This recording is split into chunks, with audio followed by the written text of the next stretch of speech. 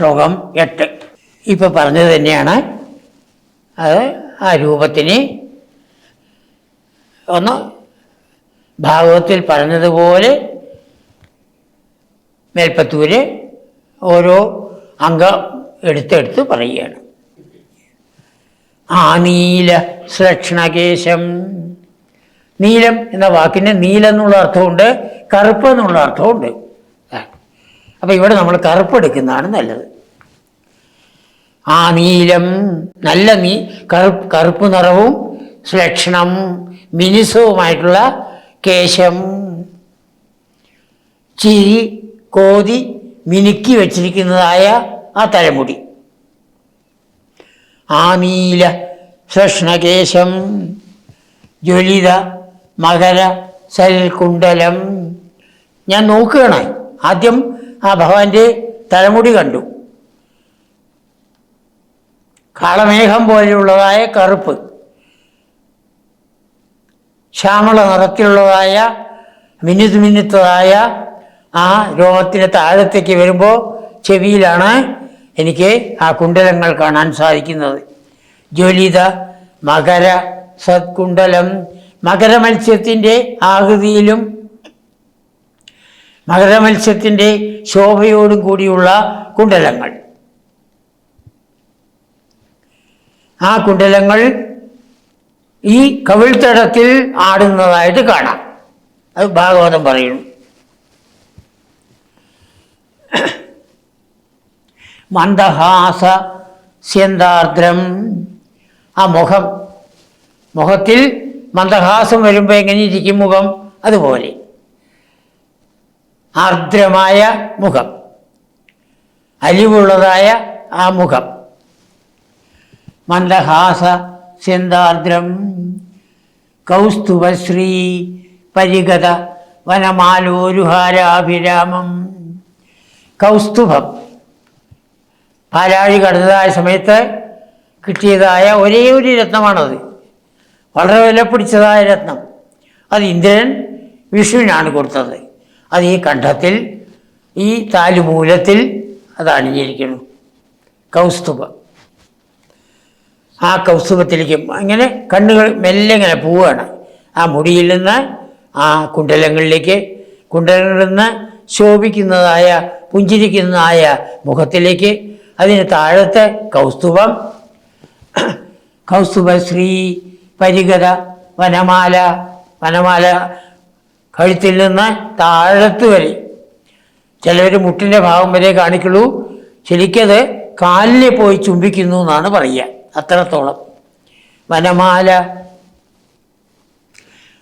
ഉരുഹാരം ശ്രേഷ്ഠങ്ങളായ ഹാരങ്ങൾ. പാലാഴി കടഞ്ഞപ്പോൾ ധാരാളം രത്നങ്ങൾ കിട്ടി. ആ രത്നങ്ങൾ കൊണ്ട് അനേകം ഹാരങ്ങൾ ഉണ്ടാക്കി വിഷ്ണുവിന് കൊടുക്കുകയുണ്ടായി. അഭിരാമം. അങ്ങനെ മനോഹരനായിരിക്കുന്ന ആ ഭഗവാന്റെ രൂപം. ശ്രീവത്സാംഗം. ആ വലത്തു ഭാഗത്ത് ശ്രീവത്സം എന്ന അടയാളം, അംഗം അടയാളം. ഭൃഗുമഹർഷി ചവിട്ടിയതാണെന്നാണ് പറയുന്നത്. നൈമിശാരണ്യത്തിൽ 88,000 ഋഷിമാര് ഈ ഭഗവാന്റെ കഥകൾ കേട്ടുകൊണ്ടിരിക്കുന്ന ആ സ്ഥലത്ത് നാരദ മഹർഷി എത്തുകയാണ്. ഒരു നാരദ മഹർഷിയെ സ്വീകരിച്ചു. ശ്രേഷ്ഠമായ ആസനം കൊടുത്തിരുത്തി ചോദിച്ചു, നിങ്ങളിപ്പോൾ ഇവിടെ ഒരു യജ്ഞം ചെയ്യുന്നുണ്ടല്ലോ, ഇത് എത്ര കാലത്തിനാണ്? 1000 വർഷം. അപ്പോൾ ഈ യജ്ഞത്തിൻ്റെ ഫലം നിങ്ങൾ ആർക്കാ കൊടുക്കുക? അത് ഞങ്ങളിപ്പോൾ ചിന്തിച്ചിട്ടില്ല. അത് പറ്റില്ല. യജ്ഞം തുടങ്ങുന്നതിന് മുമ്പ് ആർക്കാണ് അതിൻ്റെ ഫലം കൊടുക്കാമെന്ന് നിശ്ചയിക്കണ്ടേ? അപ്പോൾ ചിലർ പറഞ്ഞു, ബ്രഹ്മാവല്ലേ നമുക്ക് ജന്മം നൽകിയത്, ബ്രഹ്മാവിന് കൊടുക്കുക. ബ്രഹ്മാവാദികൾ. ചിലർ പറഞ്ഞു, അല്ല, നമ്മൾ പരിപാലിക്കുന്ന വിഷ്ണു അല്ലേ, വിഷ്ണുവിനാണെന്ന് പറഞ്ഞു വൈഷ്ണവന്മാർ. അപ്പോൾ ചിലർ പറഞ്ഞു, അല്ല, നമ്മളെ ഇനിയിപ്പോൾ സംഹരിക്കാൻ വരുന്ന ആരാണ്? ശങ്കരനാണ്. അപ്പം ശങ്കരന് കൊടുക്കാം. 10 കൊല്ലം അധികം കിട്ടിയാലായി.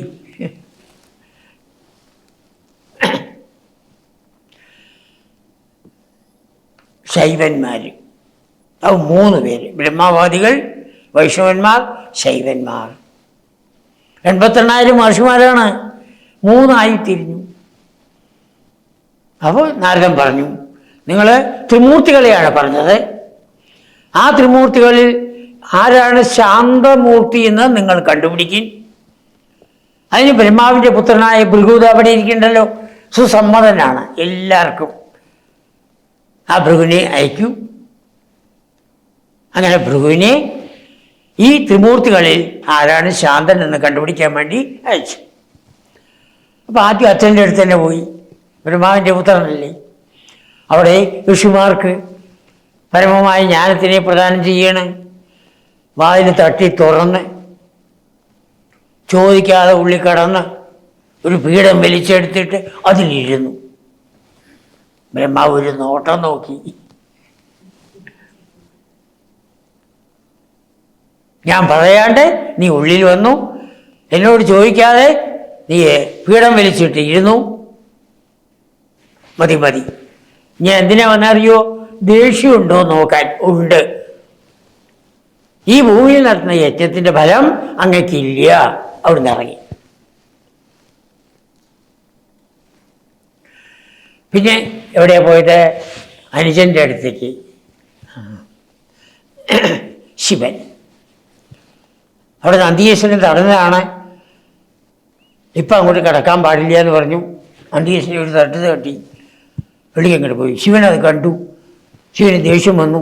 ശിവൻ അങ്ങോട്ട് കൂത്താൻ പോയി. ഭാഗ്യത്തിന് പാർവതി പിന്നാവർത്തുണ്ടായിരുന്നു. ശൂലത്തെ പിടിച്ചു. ശിവൻ എന്തിനാ വന്നത്? ആദ്യം വന്നത് ആലിംഗനം ചെയ്യാൻ വേണ്ടിയിട്ടാണ്. ആ നദീശ്വരനെ ഈ വിധത്തിൽ തട്ടണ കണ്ടപ്പോഴാണ് ദേഷ്യം വന്ന് കുത്താൻ പോയത്. ശരി, ഞാൻ എന്തിനാ വന്നത്? ശാന്തനാണോ നോക്കാനാണ്. ശാന്തനല്ല. ഭൂമിയിൽ നടത്തുന്ന യജ്ഞത്തിൻ്റെ ഫലം നിനക്കില്ല. അവിടെ നിന്ന് അങ്ങോട്ട് ഇറങ്ങി. പിന്നെയാണ് വിഷുവിൻ്റെ അടുത്തേക്ക് വന്നു. ഇവിടെ വന്നപ്പോഴോ ലക്ഷ്മിയുടെ മടിയിൽ തലയും വെച്ച് കിടന്നുറങ്ങണു. നല്ല ദേഷ്യം വന്നു എന്നാണ് പറയുന്നത്. നെഞ്ചത്ത് പോയി ഒരൊറ്റ ചവിട്ട്. ഭഗവാൻ നല്ലോണം വേദനിച്ചു. ചാടി എഴുന്നേറ്റ കാലിൽ പിടിച്ച് നമസ്കരിച്ചു. ക്ഷമിക്കണം, അറിയാതെ ഉറങ്ങിപ്പോയതാണ്. ഇരുത്തി അദ്ദേഹത്തിനെ സ്വീകരിച്ചിട്ടാണ് അയച്ചത്. അപ്പോൾ നെഞ്ഞത്തെ ചവിട്ടിയിട്ട് പോലും ദേഷ്യമില്ല. അതാണ്. അപ്പോൾ ത്രിമൂർത്തികളിൽ ശാന്തമൂർത്തി വിഷു തന്നെയാണ് എന്ന് ഇവിടെ വന്ന് നൈമിഷാരണ്യത്തിൽ വന്ന് മഹർഷിമാരോട് പറഞ്ഞു. അപ്പോൾ ഏത് യാഗത്തിൻ്റെയും ഫലം വിഷുവിനാണ് എന്നർത്ഥം. വിഷുവിന് കൊടുത്തു.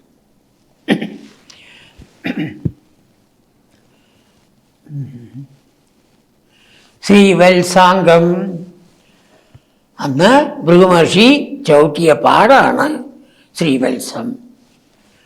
ആചാര്യന്മാരത് ശ്രേഷ്ഠമായ സ്ഥാനമായി കണക്കാക്കുന്നു. ശ്രീയുക്തം വത്സം ശ്രീവത്സം. ശ്രീ ലക്ഷ്മീദേവി. ലക്ഷ്മീദേവി ചേർന്നിരിക്കുന്നതായ സ്ഥലമാണ് ശ്രീവത്സം. വത്സം മാറിടം. ലക്ഷ്മീദേവി പാലാഴിയിൽ നിന്ന് വന്നപ്പോൾ ഭഗവാൻ അവിടേക്കാണ് ലക്ഷ്മിയെ പിടിച്ച് ചേർത്തത്. അപ്പം അങ്ങനെ ശ്രീവത്സം അത് ഏറ്റവും ഭഗവാൻ തന്നെ പറഞ്ഞു, അങ്ങ് ചവിട്ടിയതായി പാടി ഞാൻ എന്നും സൂക്ഷിക്കും. ഒരു ഭക്തനെ ഞാൻ നിന്ദിച്ചുവല്ലോ, അവമാനിച്ച പോലെയല്ലേ അങ്ങ് വന്നപ്പോൾ ഉറങ്ങി. അറിഞ്ഞിട്ടാണ് ഉറങ്ങിയത് കേട്ടോ. അതും കൂടി പറയും, ഭാഗവതം പറഞ്ഞിട്ട് വേണം പറഞ്ഞിട്ടാണ് കണ്ണടച്ച് കിടന്നത്.